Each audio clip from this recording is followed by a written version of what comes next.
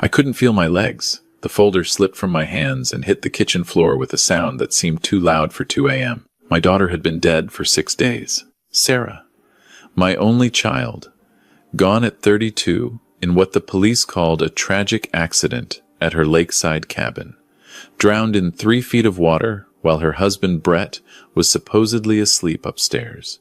The medical examiner said she'd had wine in her system, that she must have slipped on the dock, hit her head, fallen in. I hadn't slept since the funeral. Couldn't. Every time I closed my eyes, I saw her coffin being lowered into the ground next to her mother's plot.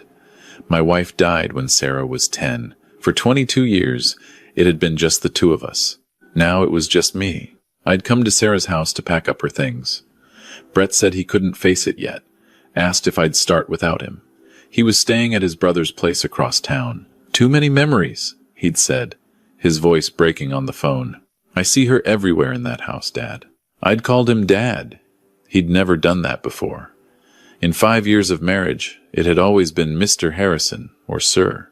The folder I'd found was tucked behind the false bottom of Sarah's desk drawer. I'd only discovered it because I knew that desk. I'd built it for her 16th birthday, installed the hidden compartment myself to keep her diary safe from prying eyes. She'd been so excited about that secret space. I bent down, picked up the folder with shaking hands. Inside were bank statements, not from the joint account Sarah shared with Brett. These were from an account I'd never seen before, an account in Sarah's name only, opened 8 months ago. The deposits made my breath catch. $30,000, $50,000, $25,000, all marked transfer from B. Morrison, Brett Morrison, her husband. Why was Brett transferring large sums into a secret account Sarah kept from him? Unless she wasn't keeping it from him. Unless she was hiding something from someone else. My phone was still in my hand from earlier. I opened my photos, started taking pictures of every page. Something told me I needed a record. Something told me these papers wouldn't stay in this drawer much longer. Behind the bank statements was a letter. The paper was expensive, cream-colored, Sarah's handwriting, but hurried. Desperate. Dad, it began. My eyes burned. If you're reading this, something's happened to me. I need you to know what I found. I need you to promise me you'll make sure justice happens, because I'm so afraid it won't. I'm so afraid of what Brett will do if he knows I know. The words blurred. I had to wipe my eyes to keep reading. 6 months ago, I found out Brett's been embezzling from his company. Millions of dollars. He's been moving it through offshore accounts, dummy corporations, shell companies. I found the records on his computer when I was looking for our tax files. I didn't mean to snoop, Dad. I swear I didn't. But once I saw the first file, I couldn't stop looking. He's been stealing from Morrison and Klein for 3 years.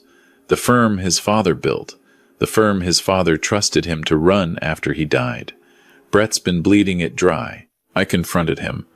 God, I wish I hadn't. He didn't deny it. He just looked at me with these cold eyes and said, "Then I guess you've made a choice, Sarah?" I told him I needed time to think, time to figure out what to do. He said I could have a week, 1 week to decide if I was going to destroy our marriage, destroy his career, destroy everything we'd built together. But, Dad, how can I stay quiet? His partners, they're good people. The Klein brothers have families. Employees have pensions tied up in that firm.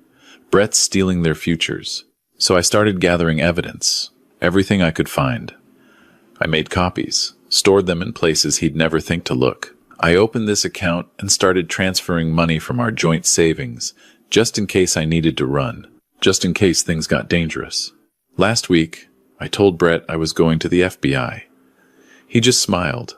He said, "No, you're not." Like he knew something I didn't. I'm scared, Dad. I'm scared of my own husband. I'm scared of what he might do. If something happens to me, look in 3 places. The bank deposit box at First National under my maiden name. The cloud storage account I set up with your birthday as the password. And the cabin where we used to go when I was little, where you taught me to fish. I hid a hard drive in the floorboards under my old bed. The one that creaked when I jumped on it. I love you. I'm sorry I got us into this mess. I'm sorry if I'm not there to help you clean it up. Don't trust Brett. Whatever he says, Whatever tears he cries, don't trust him. He's not who we thought he was. Make them pay, Daddy. Please. The last two words were smeared, like she'd been crying when she wrote them. I was crying now, too. Great, heaving sobs that came from somewhere deep in my chest. My daughter had known. She'd known she was in danger, and she'd tried to protect herself, and she'd failed because I hadn't been paying attention. I hadn't seen the signs. Brett's grief at the funeral, his shaking hands, as he placed a rose on her coffin. His speech about how much he loved her, how he'd never recover from this loss. All of it a performance. My daughter drowned in 3 feet of water she'd been swimming in since she was 7 years old. Sarah, who'd won junior swim competitions. Sarah, who'd done a triathlon 2 months before she died. They said she slipped, hit her head. But what if someone held her down? I needed to get out of this house. Needed to take this folder and leave before Brett came back. I didn't know when he'd return, when he'd realize Sarah's father had access to places he couldn't control. But first, I needed to check those 3 places. The bank was closed. It was Saturday, nearly 3 a.m. now. The deposit box would have to wait until Monday. The cloud account, though. I pulled out my laptop, opened it on Sarah's kitchen table. My birthday. Month, day, year. I typed it in, hands shaking so badly I had to correct the numbers twice. The account opened. One folder, labeled Evidence. Inside were dozens of files, spreadsheets showing money transfers, screenshots of emails between Brett and someone named Victor Chen, discussing moving the product and cleaning the accounts, PDFs of incorporation documents for companies with addresses in the Cayman Islands, Singapore, Panama, and videos. Sarah had recorded videos. I clicked on the first one. Sarah's face filled the screen, pale and drawn, dark circles under her eyes. This wasn't the vibrant daughter I'd known. This was someone haunted. It's March 15th, she said to the camera. I found another account today.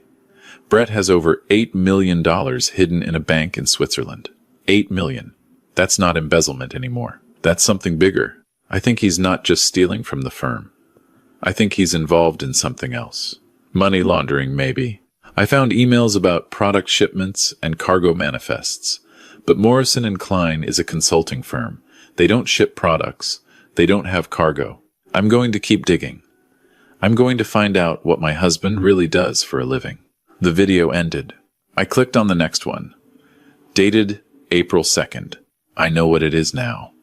Sarah's voice was barely above a whisper. Brett's partner, Victor Chen, he's not a business associate. He's a smuggler. Brett's been using the firm to launder money from drug trafficking. The product, in those emails, it's not legal goods. It's narcotics, heroin, cocaine, fentanyl, coming in through the port in containers marked as electronics parts. Brett's company processes the payments, makes everything look legitimate. I found a warehouse address. Tomorrow, I'm going to drive by it. Just to see, just to confirm. Another video. April 5th. I saw them loading trucks at 2 a.m. Brett was there. He was supervising the whole operation, checking clipboards, directing workers. I took pictures from my car. I'm attaching them to this file. I can't believe this is my life. I can't believe I married a criminal. April 20th. Brett knows I know. I don't know how he found out, but he knows. He came into my office this morning and said, "We need to talk about your midnight drives, Sarah." I played dumb, said I couldn't sleep, liked to go for drives to clear my head. He just smiled and said, "Be careful out there. Lots of dangerous people around at night." It was a threat. I'm sure of it. I'm making copies of everything, storing them everywhere I can think of. I'm going to the FBI next week. I have a meeting scheduled for May 1st. Anonymous tip line first. Then if they take me seriously, I'll go in person. I just need to make it to May 1st. She never made it to May 1st. She died on April 28th, 3 days before her FBI meeting. I sat in that kitchen until the sun came up, watching every video, reading every file. By the time the light started creeping through the windows, I knew everything. I knew about Victor Chen's smuggling operation. I knew about the dirty cops on his payroll. I knew about the Morrison and Klein partners who had no idea their firm was a front. I knew about the threats Brett had made to Sarah in those final weeks, and I knew exactly how to use it. But first, I needed that hard drive from the cabin. The drive to Lake Hartwell took 2 hours. Sarah's cabin was the third property on the North Shore, a small A-frame we'd bought together when she turned 25. She'd loved it there, spent every free weekend hiking the trails, kayaking on the water, reading on the porch. Brett hated it. Too rustic, he always said. Too far from civilization. Now I knew why he'd really hated it. He couldn't control what happened here, couldn't monitor who Sarah talked to, what she found. I parked in the gravel driveway and sat for a moment, staring at the cabin. The police tape was still up. Yellow plastic across the front door, more of it cordoning off the dock where they'd found her body. My baby girl, face down in the water she loved. I used my key to get in through the back door. The cabin was exactly as Sarah had left it. Coffee mug still on the kitchen counter, book open on the sofa, jacket hanging by the door. The bedroom was upstairs. I climbed slowly, each step creaking under my weight. I hadn't been up here in years. Sarah always took the master bedroom when we visited together. Gave me the guest room on the main floor because of my bad knee. Her childhood bed was against the far wall.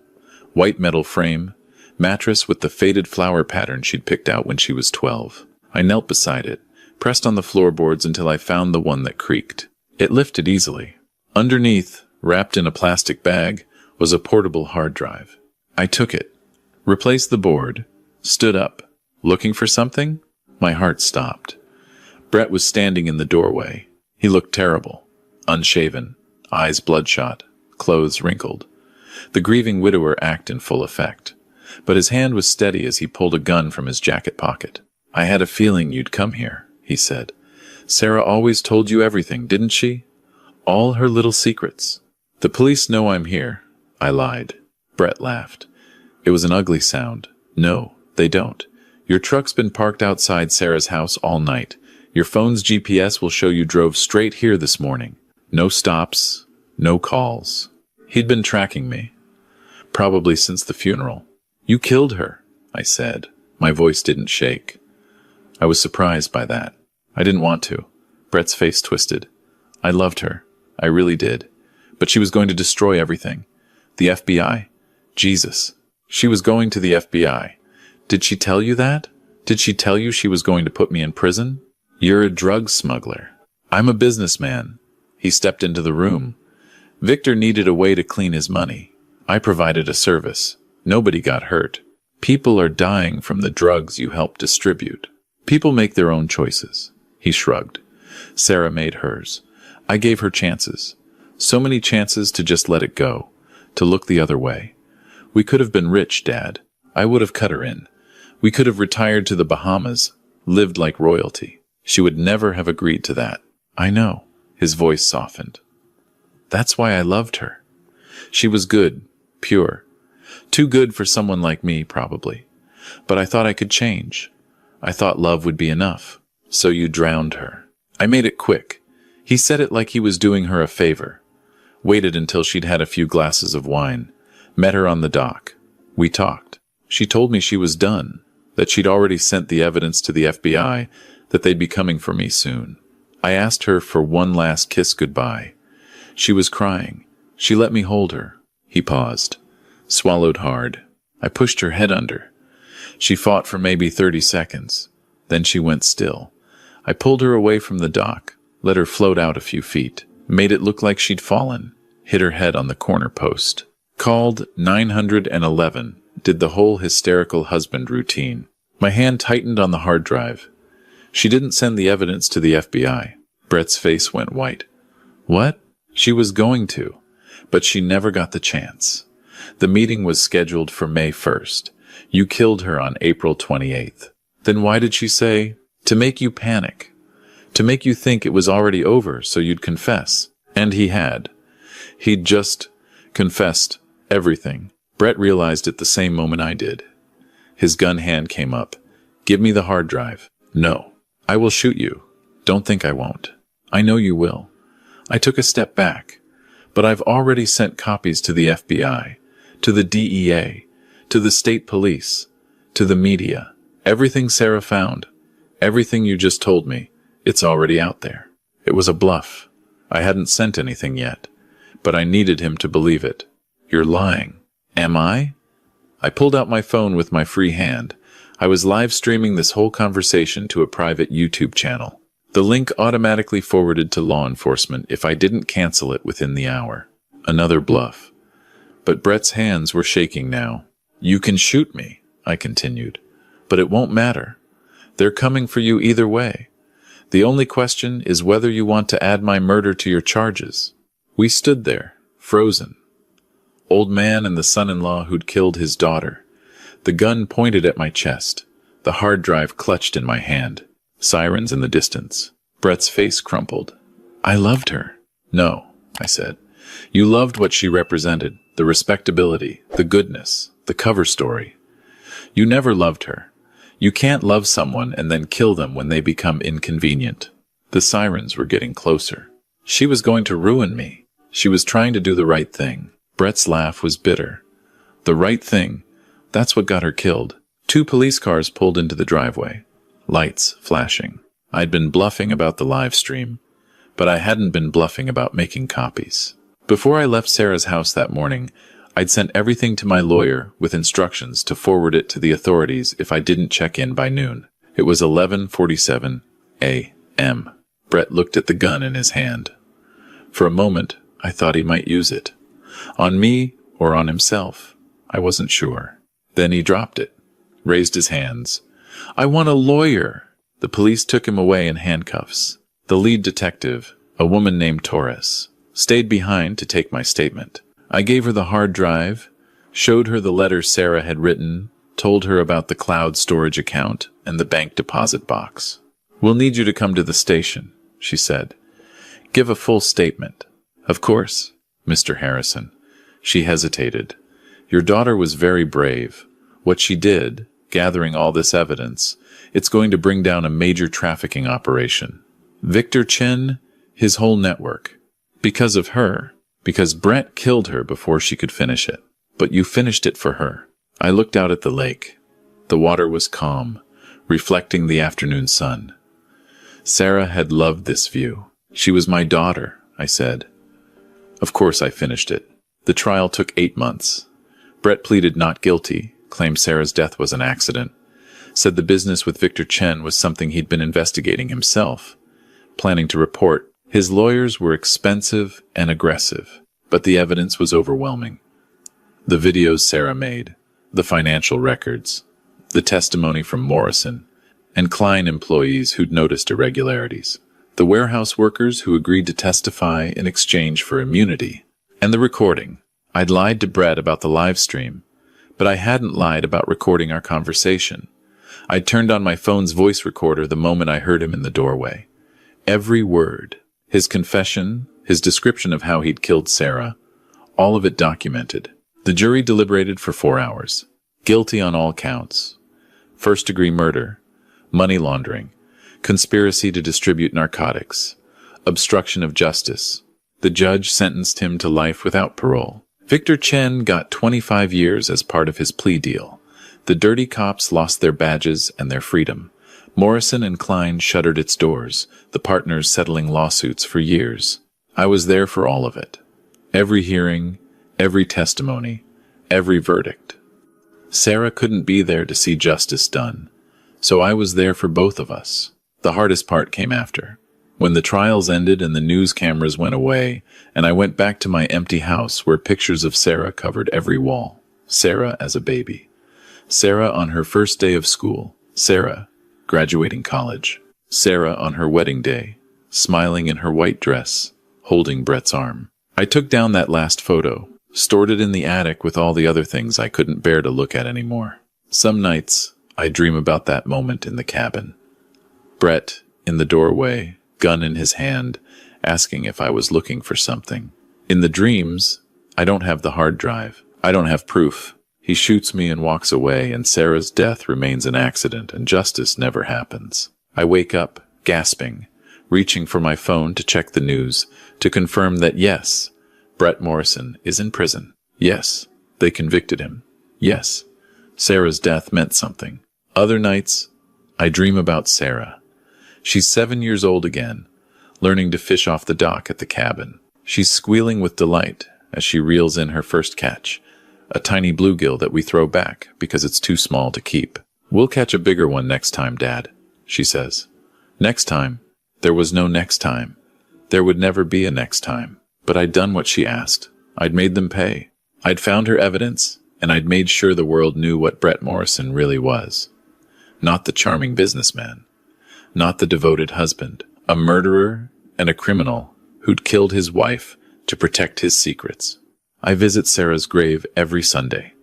Bring fresh flowers, usually daisies, because they were her favorite. Tell her about my week, about the garden I'm planting, about her cousin's kids who are growing up so fast. Tell her that I'm sorry. Sorry I wasn't there when she needed me. Sorry I didn't see the danger. Sorry I let her marry a monster. But mostly, I tell her that I'm proud. Proud that she stood up for what was right, even when it was dangerous. Proud that she gathered evidence even when she was terrified. Proud that she trusted me to finish what she started. "You were so brave, baby girl," I whisper to the headstone. So much braver than I ever was. The wind rustles through the trees above her grave.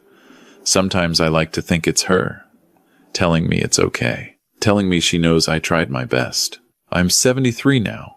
The arthritis in my hands is getting worse. My doctor says I should slow down, take it easy, maybe think about assisted living in a few years. But I'm not done yet. I started a foundation in Sarah's name. It helps victims of domestic violence get legal representation, helps people gather evidence safely when they suspect financial crimes, provides resources for those trying to escape dangerous situations. Every year, we hold a gala. Raise money, tell Sarah's story, remind people that one person's courage can change everything. Last year, we helped 47 people escape abusive relationships. We provided evidence that led to 12 fraud convictions. We saved lives. Sarah saved those lives. Even in death, she's still protecting people. That's her legacy. Not the tragedy of how she died, but the impact of what she lived for. Sometimes people ask me how I keep going, how I get up every morning knowing my daughter is gone, how I smile and laugh and pretend that life is worth living when the person who made it worth living isn't here anymore. I tell them the truth. I keep going because Sarah asked me to. In that letter, in those videos, in the evidence she so carefully compiled, she asked me to make them pay. She asked me to finish her fight, and I did. But more than that, I keep going because Sarah would want me to. She wouldn't want me to give up. She wouldn't want me to let grief consume me the way it consumed Brett's crimes, consumed his conscience. She'd want me to plant my garden, to help her foundation grow, to tell her story so that other daughters, other wives, other people in danger know that they're not alone, that someone will fight for them, that justice is possible. On the really hard days, when the grief feels like it's crushing my chest, and I can't breathe and I can't see the point of any of it, I go back to the cabin, stand on that dock where she died, look out at the water, and I remember teaching her to swim in that lake. Remember her laughter echoing across the water. Remember the time she caught a fish so big she could barely hold it, her face glowing with pride. Remember the good parts. The love, the joy, the light she brought to every room she entered. Brett took her life, but he didn't take her impact. He didn't take her legacy. He didn't take the difference she made in this world. That belongs to her. That belongs to us. To everyone who knew her and loved her and fights every day to make sure her death meant something. I'm an old man now. Won't be around much longer. Heart's not what it used to be. But when my time comes, I'll go knowing I kept my promise. I made them pay, Sarah. I made them all pay. And I'd do it again in a heartbeat. For you. Always for you.